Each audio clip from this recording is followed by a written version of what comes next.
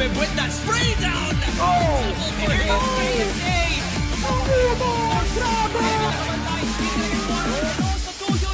Will be the peak of Crossfire Philippines ba?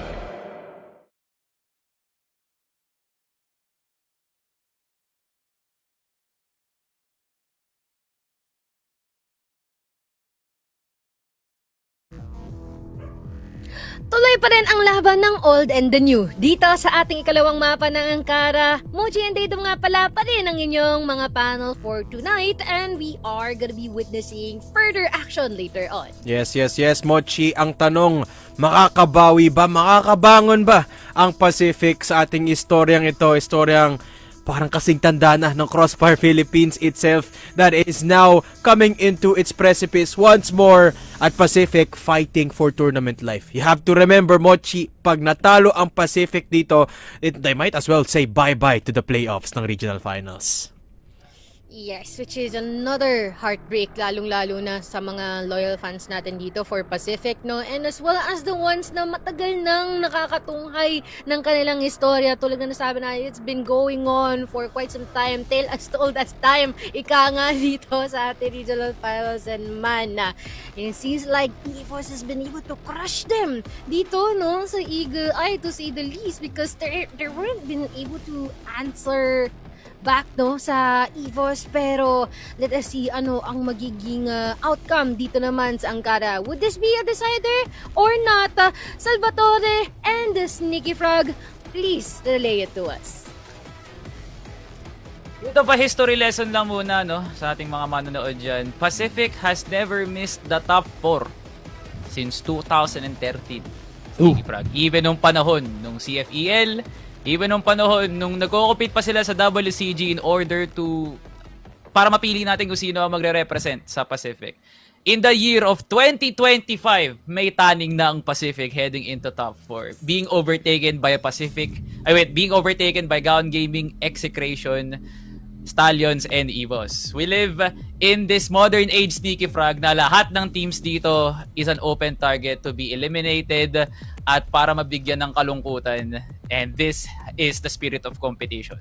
Yun nga, no? I still remember back in 2016, pare, commuting all the way to the north, pare, just to, cast yung 2016 CFEL, and Pacific was really on the top of their game, pare, when ZDD, was really leading the charge para sa team na to. And ayun nga, it's quite the nostalgia trip for a bit, pare, seeing this matchup once again, but at the same time, it could be, a conclusion of a dynasty, pare.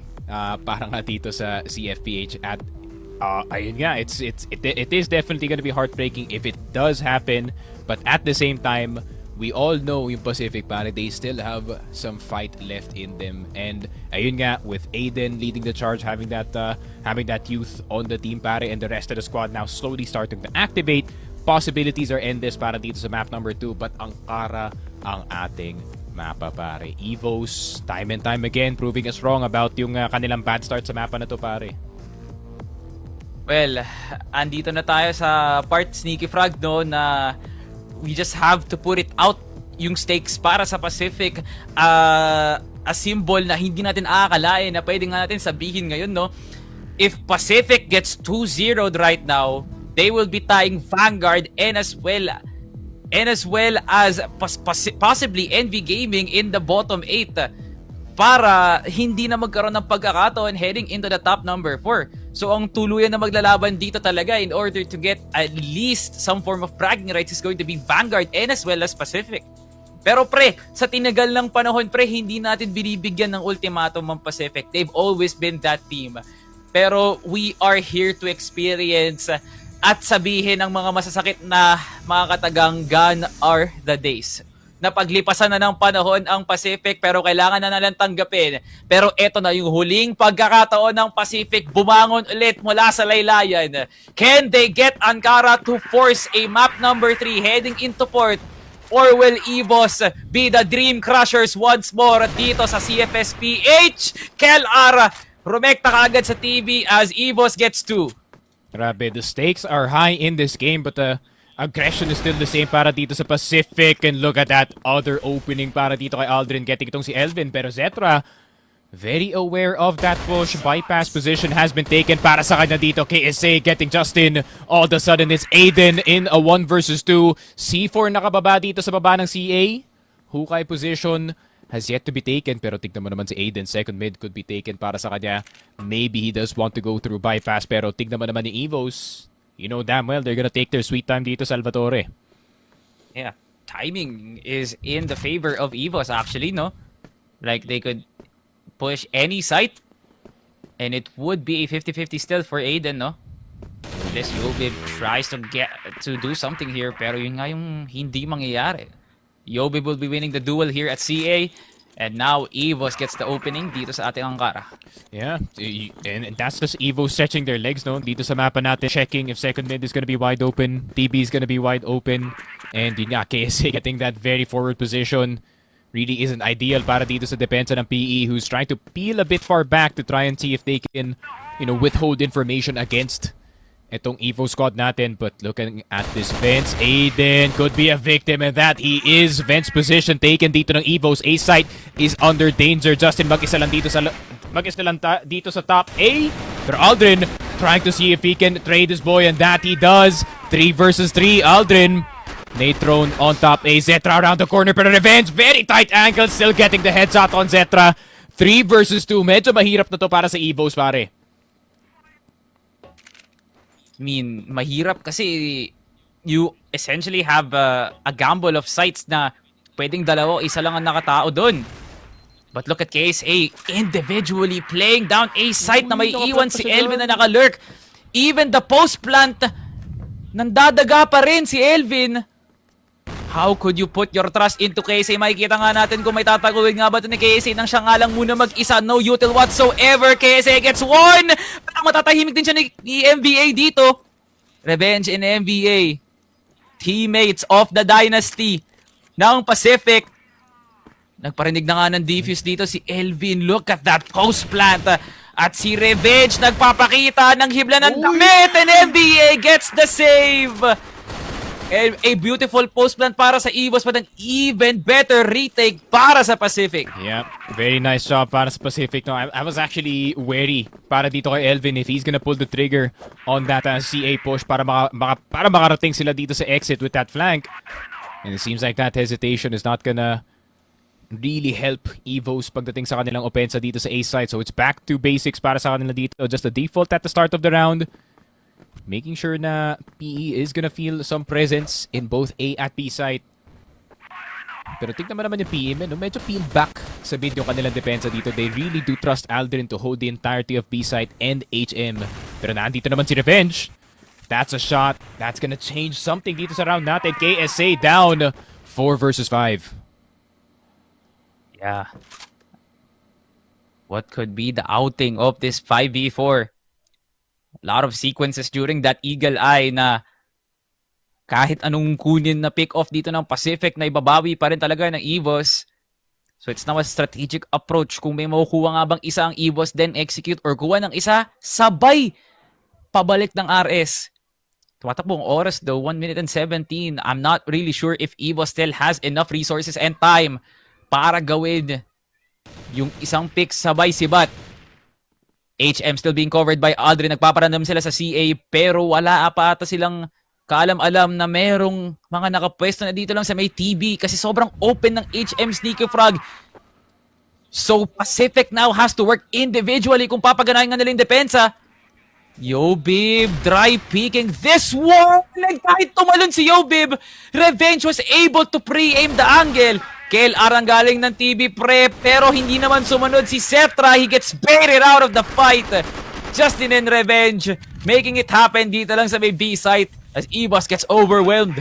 Grabe man, EVOS getting a taste of their own medicine dun, Salvatore. You know, as far back as possible yung depensa dito ng PE really is just realistically a bear trap dito on EVOS. Unfortunately, walking into the wrong site with the wrong timing para sa kanila dito. Revenge, really good opener, and that's all they had to get pare for EVOS to get a bit desperate dito sa mapa natin.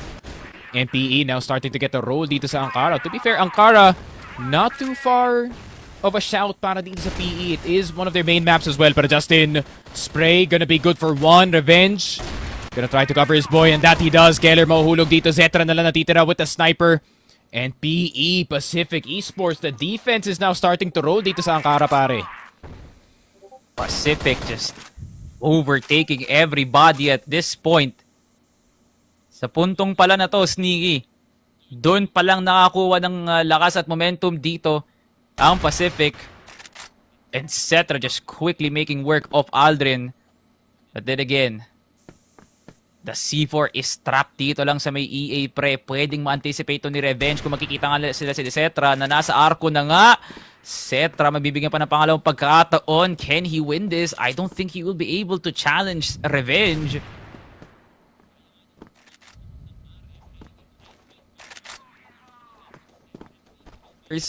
Na medyo mahirap nga mag-triple pick kung ikaw ang nakapwesto lang sa may LA.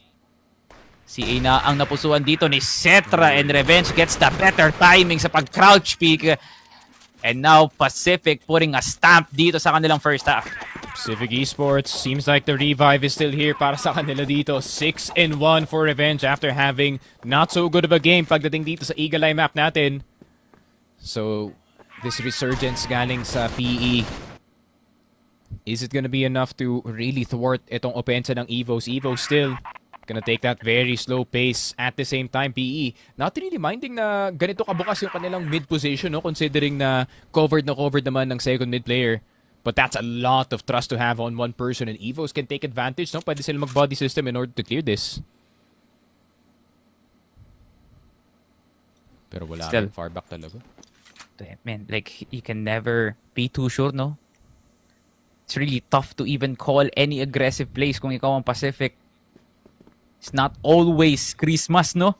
Kung gagawin at yun nga yung hangarin mo.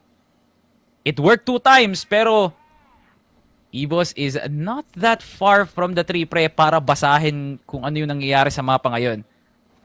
So may early information ng Pacific because of the chip damage na nakuha ni KSA. At the same time, this is EVOS that is slowly now executing their play into B site. Pwedeng mag-ingay dito lang sa may HM, magugulantang yung tatlong nasa A site, pre. So now, Aldrin now on TB duty. Revenge nasa HM na nga. Look at the separation now and the divergence of the smoke. Covered kagad yung RS, pre. So this is not the chance for EVOS to make a play nang pwede maiwan si MVA and as well as Elvin. So yeah, it's tough. Both teams have setups, pre. Dami needs. Grabe, they're taking their sweet time itong EVOS. Salvatore making sure all those nades, all those flashes are not going to be available para dito sa Pacific. Aldrin around the corner. See if that flash is going to be effective. Even the peak before the flash, KSA still gets itong si Aldrin. Revenge still on the site. MVA Justin actually following suit dito sa loob ng RS. Pero pa rin tao na nasa loob ng batteries. But of course, Elvin denying Aiden that flank as he flanks himself. Keller wanting to enter the site, and that he does. Wala na si Revenge, wala nang sniper yung PE. C4 plant available para sa EVOS. MVA around the corner, getting KSA. Dami pa pwedeng kunan dito. MVA gonna go down, and KLR around the corner will get Justin. EVOS, the machine is now starting to roll dito, Salvatore. The BL side ng EVOS starting to come alive. Yeah, EVOS now kick-starting ang kanilang makina nga dito, no, para gumana nga yung slow pace na push doon lang sa may B market, pre. Could you have imagined? Oh my goodness! Teka lang, KSA, na para bang meron kang software na nakabukas na hindi namin nakikita. Oh my God. Si Revenge pa talaga ang nakuha mo? Full bloom na yung smoke? Oh my goodness. Kamot sa mga parte ng katawan na hindi naman dapat kinakamot, pre. Kasi masakit yon para sa Pacific. That is now 1 Arctic down. Pero si Aiden ang susunod na may hawak ng Mjolnir dito ni Revenge. And now, a 5v4 heard around the world dun sa pick-off na ginawa ni KSA as PE now on their second phase of defense. 3-man stack dito lang sa may LA. Yeah, 5 versus 4. I mean, HK pre-fire, no? Straight up laser yan, pare. Pag finastap po rin kasi, no? I mean, if you know exactly where a player is gonna stand at a certain point, pare, why not? KSA, looking for more opportunities. Dito sa HM, Aldrin could be up next on the menu. USP in his hand, still gets itong si Justin despite him going through the window. Zetra will get Aiden. NBA? Quick trade pero Zetra is quicker. Aldrin na lang natitira. AK-47 nasa kanyang kamay. 2 nades. And EVOS. Tie point potentially dito pare. Aldrin. Yun nga pulag. Sinabugan na dito pare. I don't think this is gonna happen. 33 on the clock. Yup. KSA with the easiest pre-aim angle of his life sa may exit. Yeah, that post plant is something that every team, every aspiring team na nangangarap na ganun nga sila kalakas. Kalingkinan pa lang yan, 1% pa lang ng EVOS ang pinapakita nila every time there is a mid-round and post plant. Uy, full on aggression. And it's now an aggression here dito lang sa may mid-side, reminiscent of 8v8 dito lang sa may Angara pre. Pero ito may mga nakatayang pride. And it's now Pacific that has the number. And Keller gets taken down. Susunod ngayon si Elvin. Justin, minamap lang yung floor dito lang sa mid. And Pacific stopping the EVOS momentum with that aggression sa may CA. And this just goes to show na PE can also throw curveballs dito sa game natin. The aggression coming in from TB and LA at the same time. EVOS obviously trapped in that situation pare as they were trying to take itong A site. And unfortunately for them, too many players in front of their crosshairs is gonna overload them. Revenge is gonna get itong si Kellar though. Presence on the other side of the map is a bit thin. Pero EVOS, they're just gonna send it on A site pare. They have enough resources. I think sapat. Kompleto pa yung sinturon dito ni Yobib pati ni Setra. But Yobib not getting the timing right.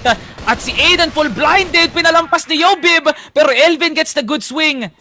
1v3 na nga lang to. And that is a misplay para sa EVOS. A rare occasion na nagkakamali nga sila sa kanilang mga timing. But Pacific just threw one heck of a util dun sa may vents.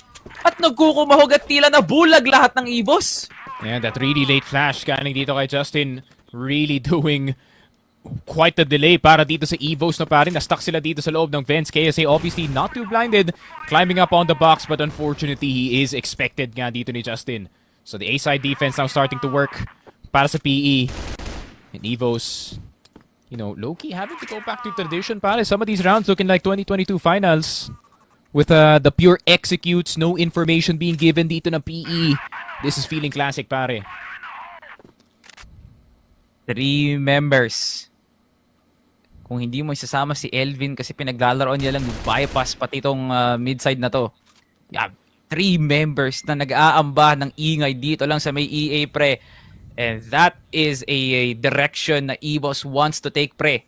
Yung pag-aamba, yung pag-iingay, yung paghalakhak ng Pacific na pwede na tayo mag-rotate, pwede na. Yun yung hinahanap na opening ni EVOS pre. Now, it's as simple as trying to take handy off a baby here for EVOS as they're just holding down every angle that Pacific has the tendency to be aggressive to. Pero hindi na pre, like, nag-ibang anyo na ngayon ng EVOS. It just took too long dun lang sa may A site. And they're now going back to mid. Might be a TB execute at inaantay lang nila kung may mahanap si KLR. Oo nga, ang ganda sana kung makahanap nga si Kellar ng spot dito. Just a tiny distraction para sa hotel players. Pero Aldrin around the corner, AK check.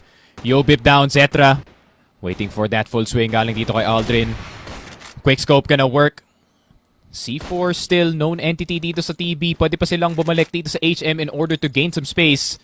Pero Justin, live and alive dito. Double nade. Avoided dito ni KLR. Zetra making it to CA. But no, Justin with a wallbang. EBR effective for that one. 4 versus 3. EVOS. The slow crawl. PE welcoming it pare. And wala na sila mapuntahan dito. Vents position. KSA, it's a bit desperate. 10 seconds left on the C4 plant. He's gonna need to swing hard. Takes 2 seconds to plant KSA. Flash dodge not gonna work out. Revenge looking for KLR. Mamamatay siya dito. Elvin will get the C4 plant pero hindi niya makukuha yung round. 6-3 PE. What a derby dito sa Angara pare. Men, we are getting treated to a slugfest pre. Labanan kung sino ang may matigas na mental talaga pre. That slow pace from EVOS, definitely unexpected call mula kay KLR, pero naisip lang din ng Pacific nang wala naman nangyayari sa mapa, ba't kailangan nating lumikot? Man, what a first half for Pacific. I guess you could say this is a rare occasion, Sneaky, na minsanan nga silang makakuha ng isang magandang half. But from what we've seen from the past 2 weeks of tournament competition, mapapasabi ka na nga lang talaga na minsan lang mangyari to para sa Pacific. Yo, Bib!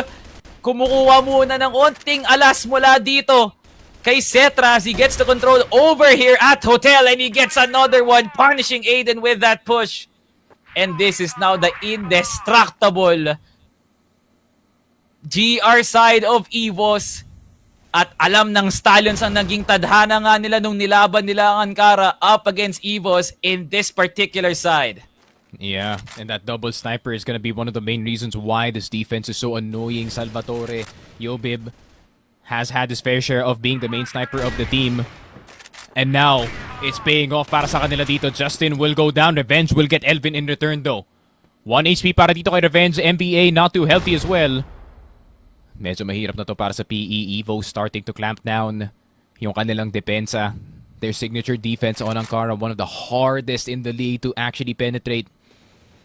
Pero Revenge, any opportunity is still an opportunity. KLR, nandito lang sa RS, wala talagang pinapakita dito. Ang EVOS, KLR will show himself. MBA around the corner. Pero tignan mo si KLR, that's an info play para dito sa HM. Oh my god, NVA, if you get KLR, that's total control of Ares at pressured na si Yobib dito. At KLR! Oh my god, KLR! The wall bang of the F4, hindi pa napapanahon, Sneaky. Yun It's lang. still that effective para dito kay Michael Alfonso. And EVOS just signaled the horns and the rally. Oras na para gumawa ng malaking harang dito sa GR side ng EVOS Arcilia. 5-man stack dito sa LA. I think this is gonna be a full execute para dito sa PE. Evo's gonna have to be a bit quick with the reactions. KLR bawas na agad. 2 HEs to his head, pero mapapaback dito yung PE. I think they thought na, yun nga, we're getting a bit too noisy dito sa LA for a full-on execute, so it's just gonna chill for now. Pero ang ganda ng ginawa nila doon, they did feign that A-site presence dahil nga doon, B-site is a bit thin. And PE gonna have to take advantage of that timing, pare. Pero Evo's similar sa ginagawa dito ng PE at the start, where they're not really minding itong mid. KSA, bit of a joust dito sa fence. Oh, pero Zetra will taste the dirt. KSA will get 2. 3 versus 3. Aldrin around the corner, pare, will get him. PE on a roll to this A-side, Salvatore. And it's now time for EVOS to make a move. Pero Pacific, alam na nila sa sarili nila, meron silang kalamangan dito. Yobib, walang nagpaparamdam sa default, Sneaky. So, this is just timing para kay Elvin na either umikot or pabayaan nila na lang A-site na to. So yeah, total control now of Pacific. No one's looming into the radar of Yobib, and there goes the plant. Time running down. Ang layo ng pinanggalingan dito ni Elvin. Nagmula pa siya ng bypass spray, now heading into LA. There is enough coverage para sa A-site, pero bababa na nga ngayon si Revenge. MVA now on EA. 19 seconds spray. A tough task para dito sa dalawang natitira na lang sa EVOS. Ang dalawang Prodigy, can they make it work? Headshot para kay Elvin. MVA now going back into room A. Mahaharangan nga dito si Elvin at wala ng oras dito si Golden Boy. Aldrin just playing around the time as the C4 explodes. EVOS took their time. Pero yun yung kulang sa kanila, pre. Oras. You can really see Pacific actually telling itong si Revenge to kind of pull back dito sa may bench position natin, Salvatore, but he's gonna go for that second peak every single time. But the absolute delay na ginagawa ng PE on these retake situations is really hurting this offense, but the defense is now starting to act up as well. Revenge nakuha si Elvin, pero dalawa na naman ang namatay para dito sa PE. Justin and Aiden out of the question. Now they only have MVA and Aldrin as their attackers here. Revenge, kailangan niya makahanap ng pick dito, pare. EVOS is on a mountain right now para talaga angatin yung 3-round deficit na meron nga sila. Aldrin able to clear out RS, pre, pero nandoon pa ang dalawang puwersa ng EVOS. Dito lang sa may batteries and as well as sa may tower. Hindi alam. Hindi pa alam. KLR not cleared, pero MBA and Aldrin spraying it down. KSA now on the 1v2, 38. Tila nawawalan na ng mid-round ngayon ng EVOS as Pacific, just getting the frags down so effortlessly. And the gunfights are gunfighting para sa Pacific, pre. EVOS throwing caution in the wind, pero Pacific, kita mo nga naman nang wala lang yun para sa kanila. Pacific Esports looking for that poetic map number 3 here, Salvatore. Port would be quite the exciting map to play out if ever makaabot nga tayo doon. PE, 2 more rounds to close out EVOS' map pick of Ankara, pare. And as we do see PE, yung PL side nga nila dito sa mapa na to, obviously also one of the hardest to play up against. I mean, you have Revenge, Justin, Aiden looking for opportunities sa start ng round always. And you still have NBA also making presence known dito sa A side, pare. PE are all over the place dito sa mapa na to, but seems like a B commit yung gusto nilang gawin dito, men. Yeah, it's still a call order para sa EVOS, no? But at the same time, you can never be too sure that this lead is going to be something that Pacific is going to take on a chokehold. Yo, babe! Look at that aggressive swing. Justin naging biktima din ng pag-hold ni Yo, babe, as Elvin is on the second layer of defense. Hindi niya nga matataguyod yung defense. Dito lang sa may B site now, 3v2. Buti na nga lang nandun nga si Cetra to save the bacon now of EVOS. As Yobib and Cetra was able to garner a lot of kills para mahirapan dito ang Pacific. Hey, Ares. Now time running down, Aiden nakalason. Kaso aware yata si Aldrin eh. Aware yata Rinig si Aldrin, may tao sa likod. Aiden about to check KLR, and I think he actually spotted nung si KLR thanks to the death cam. So known entity yung dalawang players. Aldrin, information on 2. Pero sniper ang kanya hawak dito. That's 1. 2F player confirmed. So hindi alam kung saan magagaling itong si Cetra. KLR showing presence, pero Cetra wanting to confirm na naandito pa siya sa bottom mid. Pero tignan mo kung saan nakatingin dito si Aldrin. Aldrin finding his way back into tunnels B. Mukhang hindi. He might just get shot. Guaranteed. Scope right then and there. Evo securing the round 8-5. Still fighting dito sa Ankara map natin. PE still opportunity para sa kanila dito to end things. Pero EVOS, hindi nila bibigyan ng libre dito. And this is now the EVOS that should know bounds. Parang hindi na nila afford magkaroon ng pagkakamali dito because Pacific really knows how to punish those mistakes. Kaya nga, nasa sitwasyon na tayo na 8-5 na yung scoreline nga natin. And every round has to count. Every risk has to be taken. Yun na yung ginagawa dito ng panunugal dito ng EVOS. 1 layer down for Pacific. There's still more to go.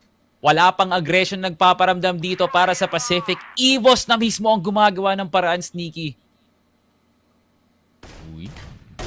Yobib looking for that other player na nasa bypass. That's gonna be Justin down. 3 versus 5. Tragic start to the round para dito sa PE. Pero Yobib individuals are now starting to shine para dito sa EVOS, especially when the pressures are on its highest. Pero Revenge gonna hop his way back into CA. Sobrang low na yung HP ng mga PE players.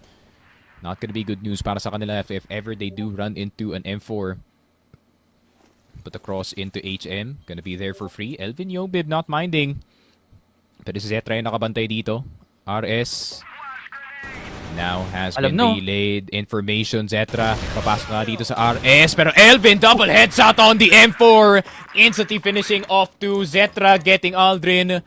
And in an instant, that round was over. 8-6. EVOS. Oh my 2 God. points away from PE, pare. Pre, sino ba yung nagpakalembang dun kay Elvin para umalis dun sa TV, pre? Kina-crouch pick niya lang yun, and then the moment na nakaramdam siya ng pagyanig, pre, umalis na kagad siya, yo, babe. Not getting the first one, but the second one is gonna hit through the smoke as the Golden Boy is making diamonds out of the pressure na binabato ng Pacific. Hala. NBA now with the entry dito na sa may bench, pero umaatras na nga si Yobib trying to reposition himself. KSA now, added defense para sa pumapasok na members na Pacific. KSA 1, another para kay KLR. Double! Can he get that triple kill? Yes, he will! El Capitan para isalba ang EVOS Arcilia. What a triple by KLR. Grabe naman yon, KLR with a triple kill enabled by KSA. Nakita mo si KLR, di ba, Salvatore? He just walks straight past KSA because he knows that left stairs is gonna be safe thanks to his entry fragger, pare. Grabe naman the full trust on his teammates. KLR getting a better position on that top A better angle. And PE are stunned. Granted, this has been a great game para sa kanila dito, pero EVOS, they're not the type to take this one lying down, pare. We were convinced, Nikki, no, na yung 8-4 na yun, parang pagkakataon na ng PE after Cetra not getting any shots. Yo, Bib, tila kinuha na ngayon responsibilidad dito ni Cetra, KSA as well. And the moment that Elvin and KLR was able to just wake up from the slump ng first half na yun, nag-ring na yung alarm clock dito ng EVOS para gumising na nga. Aldrin now with alert dito lang sa may hotel. BR no longer covered here by EVOS, and that's a huge threat down para sa Pacific. Gonna be a bit of a quieter round para sa PE, knowing na nasa kanila na yung first pick. Elvin out of the picture already. Second mid control. Not gonna be in the hands dito ng EVOS. Instead, they're gonna be pushing their full focus dito sa TB. Cetra na bahala dito sa hotel area natin. It's gonna be the double sniper that's gonna have to do the most work dito sa kanilang depensa. Aiden waiting for the perfect timing around the corner, pero si Yobib na mismo ang titingin. Quick scope gonna be there. That's the first player down. Zetra, that's gonna be Justin. The double sniper is doing its work here. Salvatore, the defense is so strong, pero Yobib surprised with the USP of their own sniper this time. Pero EVOS, Zetra seeing two around the corner. You see that headshot? Oh my God, nasabukan ng bungo dito si Matt. Revenge. Last one left alive, dumbfounded. What happened to this B push? I thought we had it. Pero hindi pala. KSA around the corner, jumping shot on the HK. It's gonna take a miracle para kay Revenge na makabalik dito. KLR, M4, spray, headshot there. 8-8. EVOS are back. Back indeed. And in tiger form nga naman, pre, now hunting down their prey. That is Pacific. Lumalapit na nga ang EVOS, pre. A huge deficit of 4 points para sa Pacific. Tila naging bula na lang na pinutok na kagad ng EVOS, pre. Just like that, we are now into 8-8 score line, Sneaky. And would you believe it, the double sniper, the one strat na kinatakutan ng Ubek Maniac last year during Regional Grand Finals is now biting Pacific in the behind, pre. Grabe. And this double sniper, man. I mean, Zetra and Yobib. Like, how do you stop that? Kung kayo yung kabilang side ng server dito, pare. You don't. You just can't. Pre, Force a miss. ilan yung naging chances ng Pacific na i-double, i-triple pick, lasunin si Yobib at si Cetra. Last round pa lang, pre, testamento na yun. O gusto nga nilang i-double pick si Cetra. Anong nangyari, pre? You just can't, pre. They're always just one step ahead. A-side. A-side looking dangerous. KSA repick. Not ideal para sa kanya dito. 2 nades on that top A position. Mapapaback si KSA, pero Yobib right on the heels dito ng PE. Revenge on the behind. Still gets killed! Nakatingin na sa zone! How did Yobib hit that shot? 4 versus 4. It's not yet over. Meron pa na nasa loob ng vents. That could be a difference maker. KLR can set up one flash that can disintegrate itong buong retake defense ng PE. But who is gonna strike first? 25 seconds left para dito sa EVOS na makapasok ng A-site. Aldrin na dito sa room A exit. Assault on all sides para dito sa EVOS. Justin's gonna go down. Keller's gonna come first on the top A position. Both floor A players die. The spray's gonna go through Zetra. 1 versus 2. 10 seconds left. It's not gonna be enough. Aiden, 2 HP as he clears the last of EVOS dito sa top A. PE hang on for 9th dito sa game natin. EVOS cannot win the fight sa A-site, pare. And si Cetra ang naiwan sa may ladder, pre. Bakit nga ba hindi pa sumunod si Cetra kay KLR? Nagka-opening na si Elvin at si Yobi, pre, sa may LA. All they had to do was play the timing right. I think KSA Nung nawala na yung smoke, KLR had the angle. but it just didn't work kasi MVA and Aldrin just had the better spacing. That execute was already good para sa EVOS, pre. Talagang milagro yung nagsalba sa Pacific and their own position as well. No way. No way in other timelines, pre, na Pacific should have won that round. Pero Aiden and MVA, isang malaking pasasalamat kung ikaw ay kadugo ng Pacific ngayon. It's now time for EVOS to lay it all on the line. 4 more rounds ang hiling ng EVOS Arcilia dito. And Aiden, naispatan si KSA. And that's already one information handed by a silver platter here for Pacific. Now, it is up to PE to read this defense right. Alam ba nila na naandito si Elvin as well as that anti-flash position in order to help itong si Kellar to clear this EA players. But it's gonna take one good shot to take out itong si Kellar, pare, and the rest of the side is gonna fall.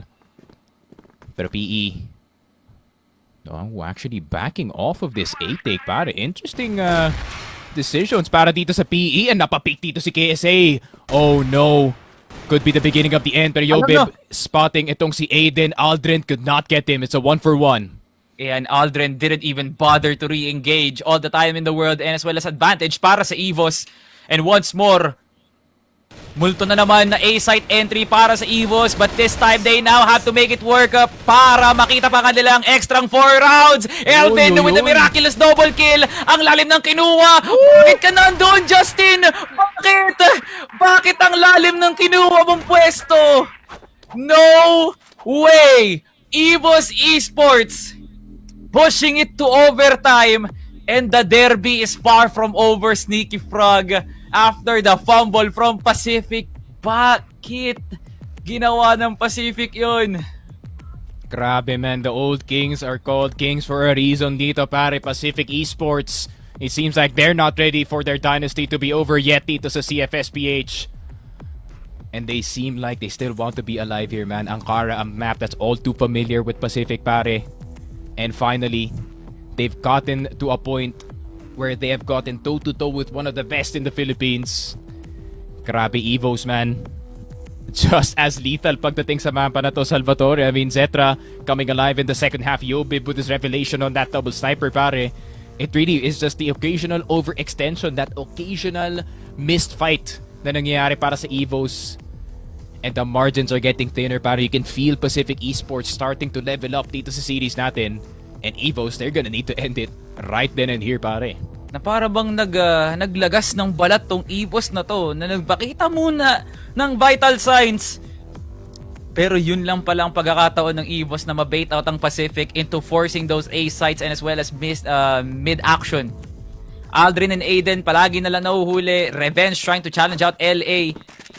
The moment na nahanap ng Pacific yung opening dun lang sa may A site, they've always made sure na yun nga yung site na makukuha nga nila. B site is a paradise para dito sa EVOS kasi hindi nakukuha ng Pacific talaga eh.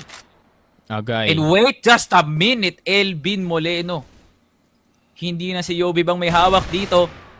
And Revenge gets traded quickly. And what is this adjustment by EVOS? And Elvin, hindi niya makukuha dito yung bangkay ni MVA. Now 3v3, Justin now on exit duty. Central, look at that HP bar. Makakasalo ng boga si Justin and Aldrin. But it's not enough for them to be taken down just yet. The chip damage is just too strong. EVOS now on the post plant. Uy, Kellar. Can't spot itong si Justin around the corner. Good flash. Oh, he still gets si Justin somehow on the reflick. Kellar, fully blinded. He sees the light, but he sees red as well. Top 8 position. Last left alive, Aldrin. Trying to scramble para mahanap itong si Zetra, pare, pero si Kellar nakatakas na dito sa exit. Somehow, someway, Aldrin ended up in a bad situation. EVOS, how have you turned this? What? EVOS has a different dimension, pre. Saan ka nakakita na tila ba advantage na ng Pacific yung blind na binato nila, tas si KLR pa mismo yung Yamado. Tapos, after that blind, Cetra was able to reposition para ma-sandwich pa si Aldrin, pre. And that is the 1% I'm telling you, Sneaky Frog, yung post-plant na meron ng EVOS. Hindi ko mahulma sa isip ko paano nangyari yun. Ay, benta pa sa akin yung late yung dodge na eh. It's like the dodge came in 1 second later and the reflex still hit. So, God bless you, Kellar. He somehow hit that shot. Pero LA, target yata dito ng Pacific. I mean, CA, at least alam dito ng PE is gonna be not occupied for now. Pero tignan mo na, look at how far back EVOS are playing, pare. That's your second nade, man. You know, can't be wasting flashes dito, Salvador. Wala eh. Pre, gumastos na nga sila eh. But, you can't even call it a fake out. Hindi mo pwedeng tawagin na ambahan lang yun. Ay, sorry Like- for tumama. Na para bang pag binato nila yung flash, may na-flash, may na-flash. Hindi, pre. Pero di ko yung boss yung touch to na. Hindi ganun yun. Ay, nako. Well, yun talaga eh. Yung talagang pingutan na ng tenga lang. That's all EVOS could bank for, and same goes for Pacific. And now, once more, the 40-second execute patented para sa EVOS. The control dito sa may CA, that's the threat. Pero mas masakit pa to kung manggagaling ng LA yung tatlong pwedeng pumuelo dito lang sa may Vents or even EA. Elvin still has the flashes and as well as the smokes para kay Cetra. And KSA now with the fake flash. Nakakalain nga nila sa hotel sila manggagaling. Pero si KSA nang setup lang ng mousetrap dito. As he is now the lurk that is being threatened now here by Pacific. Aldred blinded, hindi siya makapag-re-engage dito. 20 seconds left.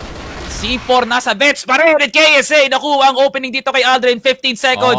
And then Justin nagro-rotate. May kalaban kayo sa room A. And Elvin now spraying it down. Pacific gets caught off guard. What a call by EVOS.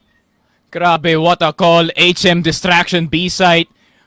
Make as much noise as possible. Napaalis sila ng A dito, pare. Kellar will get NBA. Revenge And will go down. Oh my God. The macro masterpiece of EVOS in that round, pare. Napaalis tuloy sila doon.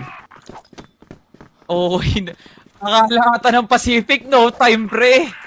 Trap ng EVOS. Hindi nila alam, kanina pang nakataguyod yung camping trip ni ni KSA doon sa may HM, and let alone Cetra on Vents. That flash single-handedly broke down the foundation of the dynasty, pre. Nako Hindi barel, hindi maso, hindi martilyo at hindi rin armas.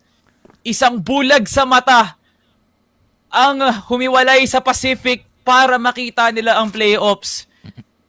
At yun ang pinakamasakit na dinanas ng Pacific, pre. Grabe, EVOS stringing PE along dito sa mapa natin. Grabe, man, pati yung desperation na fake dito ng EVOS.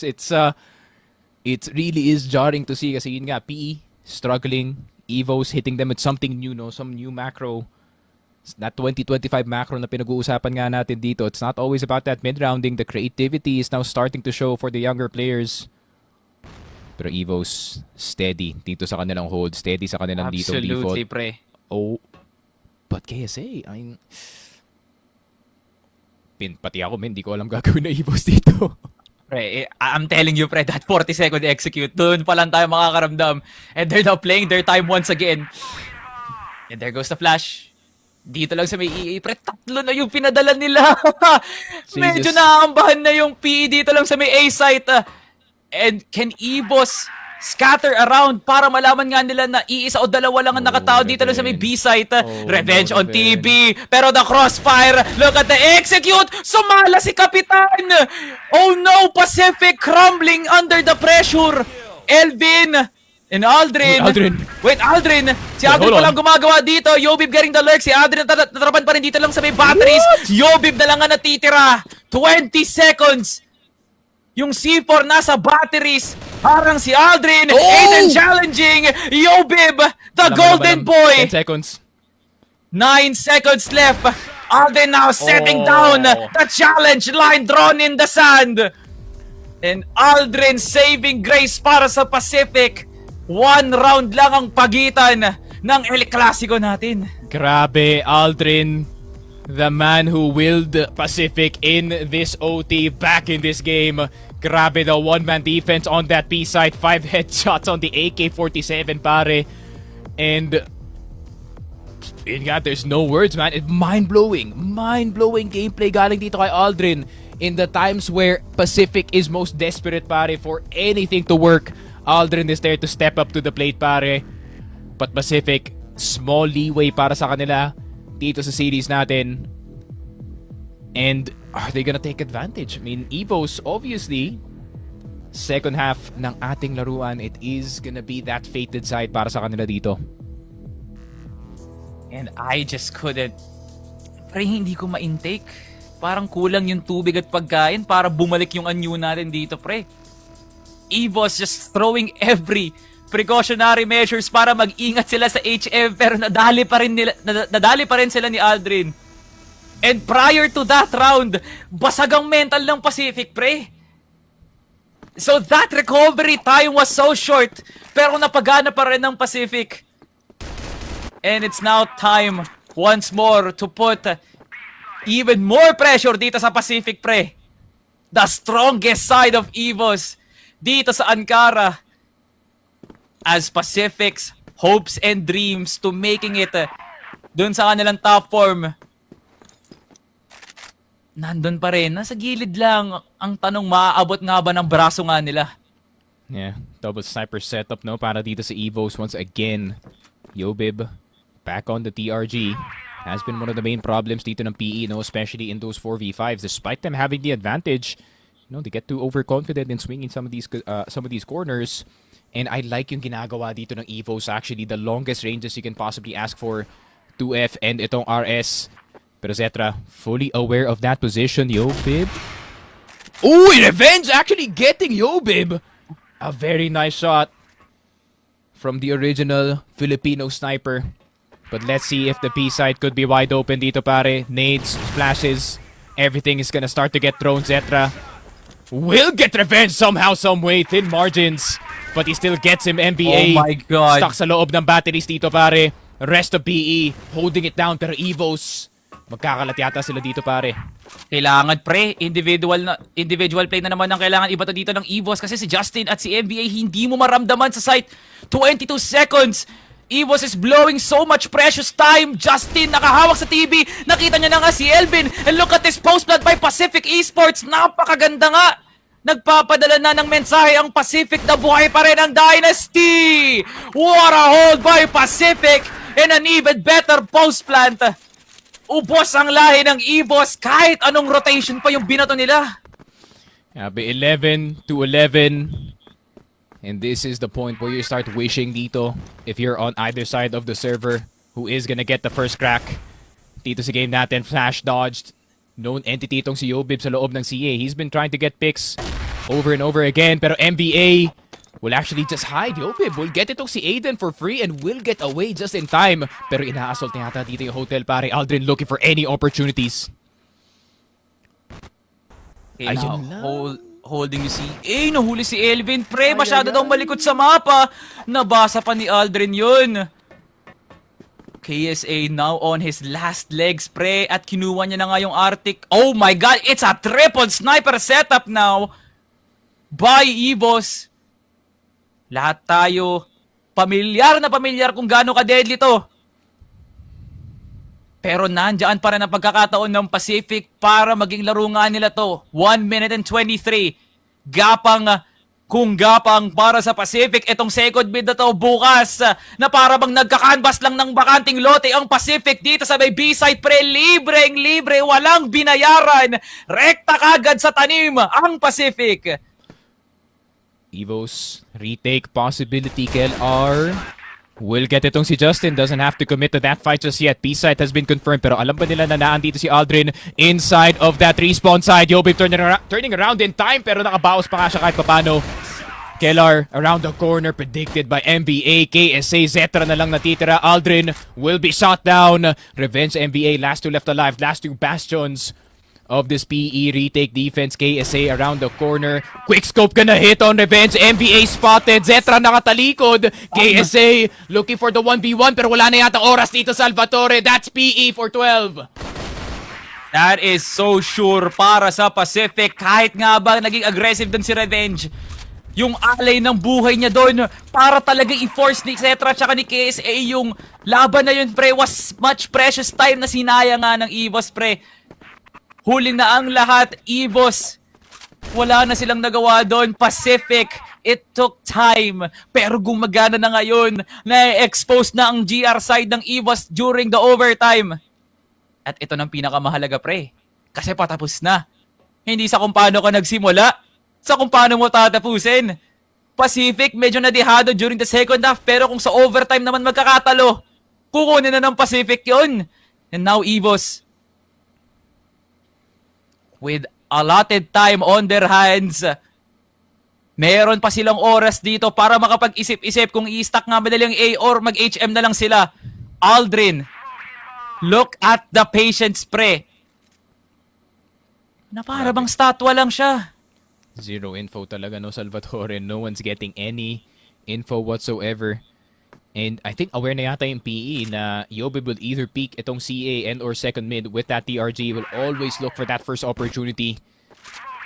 Kaya sobrang play safe lang dito yung PE. They're trying to put the Dark Prince offline early. Dito sa overtime natin, Yobib still aggressively looking. Pero nag-iba siya ng baril dito. That could be bad news.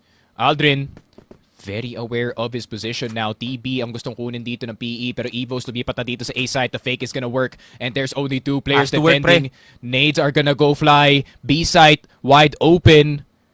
And it is another free B side pa na naman to. Revenge, nakuha na naman si Zetra. B side, ownership of PE. Elvin out in the open dito sa HM, punished by Aldrin. A 3 versus 5. A misread of epic proportions para sa EVOS. They thought it was A, but it's gonna end up in B. And that's gonna be PE 13 and 11. We go to port. And that is the series. Now wherein, pre, like, I couldn't even put into words kung gaano kagulo yung angkaran na yun, pre. Pero kung ipapadala mo ang Old Gods kasama ang New Gods, pre, lahat ng basyo ng bote, lahat ng kalakal at lahat ng pundasyon ng building dito sa Angkara, pre, gugunaw at gugunaw talaga sa init ng laban, pre. That Angkara, parang naglalabanan talaga ng utak na parang hindi na baril yung kinalaman dito, eh. Pacific just showcasing everybody. Wala pa. Buhay pa ang Pacific. Hindi pa tapos hanggat hindi pa sinasabi naming tapos. Pinalamang na kayo. Gusto nyo pang manalo. Yun ang sinabi ng Pacific, pre. And EVOS Esports tried. Nandoon na, pre. It was handed every information during that second phase of the overtime. It just felt like nothing, pre. Grabe. It comes from the classic players as well. Galing dito sa PE, no? I mean, Aldrin and MVA, both of them stepping up in very, very crucial rounds dito, pare. PE on another level. I feel like Ankara is a lot more comfortable para sa kanila dito.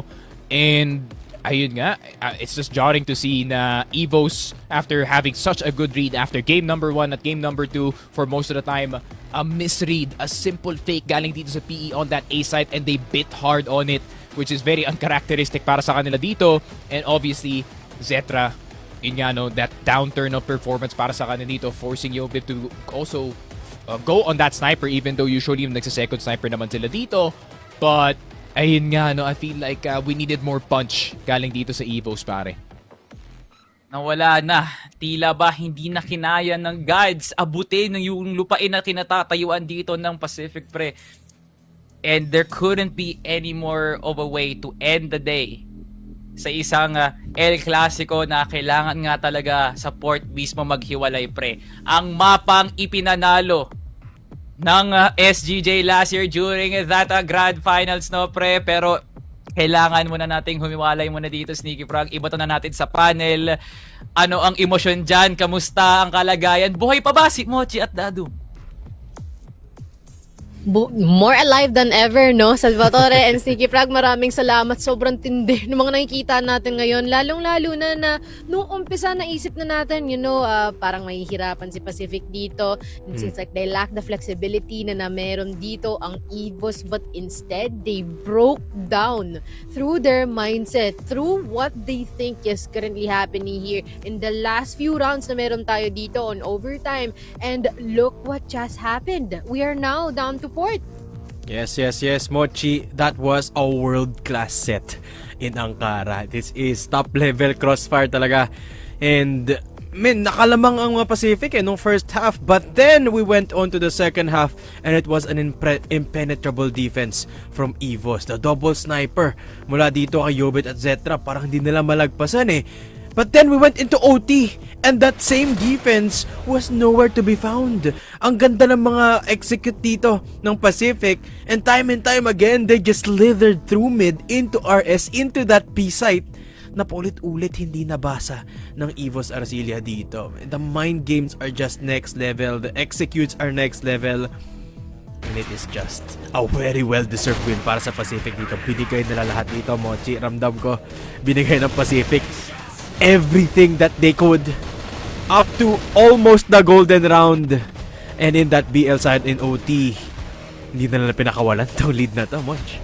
Exactly. And what this reminds me of is parang nanonood ako ng dalawang grandmaster na naglalaro ng chess. Kasi may mga times na yung mga moves nila hindi mo na mawari ano yung gusto nilang gawin, and it will all make sense once a certain second hits dito sa ating timer. And I feel like that also was seen dito sa ating mga casters as well kanina, no? To the point na especially pagdating doon sa ating 20th and 21st round, ang tindi na naging calling dito ng EVOS, but Pacific discovered na you know what? Pag nakuha natin either like Yobib or Cetra, I feel like we're good to go. And that is something that they held on to until the last few moments here in Ankara, which resulted to what we have now. Pacific Esports mukhang talagang pinangunahan dito ni MVRD na Revenge yung kanilang gawain dito, especially when it comes to the pickups na ini-spearhead ni Revenge, proving na he's one step ahead in the last few moments here. And EVOS, despite of all of the cooked na strats dito sa napakakapal nilang playbook, they were shut down. Yes, massive shoutout though to EVOS Arcilia. No, they put up some immaculate offenses when they're on the BL in OT. I think that was around 20 or 21 yung nag-intay sila until the last second, getting up a flash to set up the high mid bait, tapos nilipat sila ng A site. No, picture perfect yung execute nila doon, and EVOS Arcilia pushing, proving that they're still force to be reckoned with dito sa Ankara, but Pacific just one step ahead at the set MVP, Mochi. I think it's very fitting that it is Revenge able to hold down the even two snipers na meron dito ng EVOS Arcilia, and with a 1.25 KD, definitely proving that he is still the one and only Filipino sniper of old, si Revenge. Yes, and kitang-kita din naman nagigil si Revenge dito sa picture niya dito, no? It is nakakatuwa tignan, no? And ito nga yung mga highlights si Revenge, and pretty much been able to take down the likes of Cetra, the likes of Yobib, and the best angles na definitely a good read, anticipated kung saan to pwesto. Ito, no? You know nga, like minds think alike, and definitely they were able to show na kaya nilang tapatan, but I wonder would it still be the same story, the same chapter as we head into port. Mochi and Dedom here on the panel, kami magbabalik makalipas na ilang minuto. Guys, ito na yon, it's the old and the new na naman muli sa ating third, kami ay magbabalik.